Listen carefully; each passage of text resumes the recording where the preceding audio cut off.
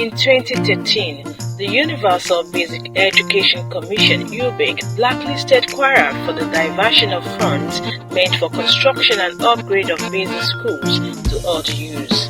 However, by 2020, Governor Abdurrahman Abdulrazak was able to perfect all paperwork and assets and accumulated 14.2 billion naira UBEC matching grant.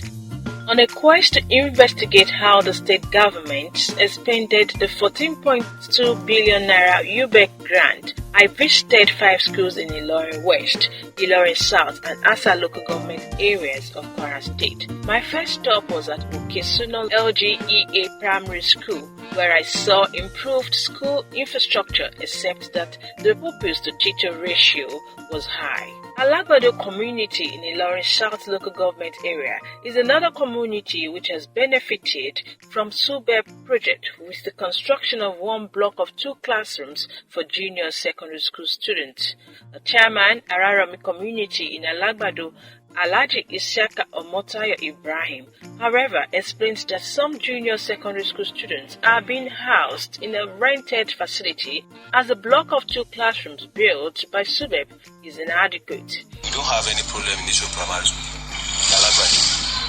The only school we have problem with is just senior secondary school and junior secondary school. Why we may mention of junior secondary school? Up to this moment, the apartment we are using, the buildings belong to someone.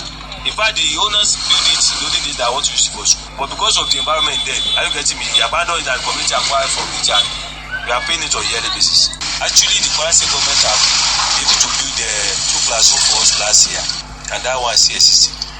At Ga Ojoche community, the primary school there parades a number of SUBEB projects, including blocks of classrooms, deep well solar-powered water project, and VIP toilet facility. A leader in the community, Alhaji Folorun Shakuri, however, asked for more. No any supervision for the project. After finishing renovation or building a new classroom, after that, no any supervision for it. That's all. And then we urge government to look after the school anytime to see that the maintenance of the school is good. The pumping machine, it has a fault. Getting to, let's say, 6 months ago now. No water, nothing more. We made effort to repair the pumping machine, and then the money is too much for the community. Asa local government area primary school was also one of the schools visited where SUBEB project was visible. A block of SUBEB classrooms posed a sharp contrast with an abandoned old structure also within the school premises. Of all the schools visited, Ayegun Primary School is a school in dire need of government intervention as structures have become dilapidated and classrooms are overstretched. Some pupils sat on the window plane, some on the floor, some were standing while some sat on seats with books on their thighs, taking notes as the class teacher reels out lessons from the Kwara Lane tablet. Aside Okesuna Primary School, the rest of the schools visited had no perimeter fence, allowing easy access to trespassers and children to stray away from the school environment unnoticed. Some residents react. Let me give them 50% kudos. The reason is that I've seen some structures which I'm highly impressed with the structure, and we still want to appeal before them. They can still do more about this thing. It's going to assist the pupils as well as the teachers in the state. But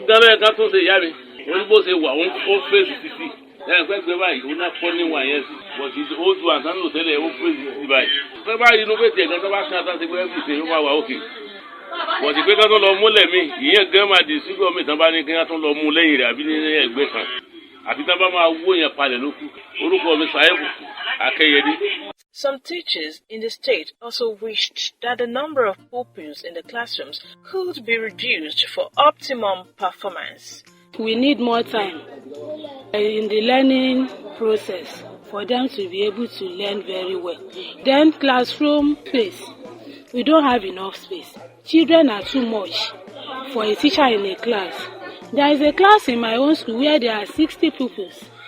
Before the teacher go around to mark their work, because you are not supposed to sit down when marking their work, the teachers are overworking. I think we need more classes and more teachers. The classroom is not conducive because when you are having a large numbers of the pupils in the class, it's very difficult for a teacher. We are having some class that a teacher will be standing in front of the pupils.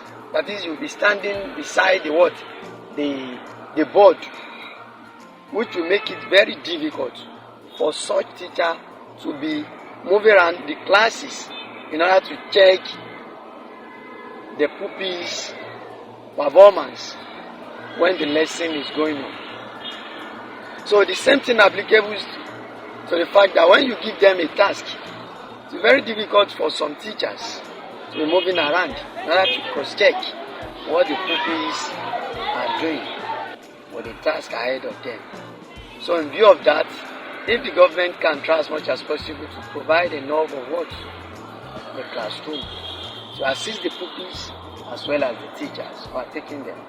In an interview with Kwara SUBEB chairman, Professor Abdurrahim Shehu Adaramaja, he stated that a total of 605 schools benefited from the 14.2 billion naira UBEC matching grants.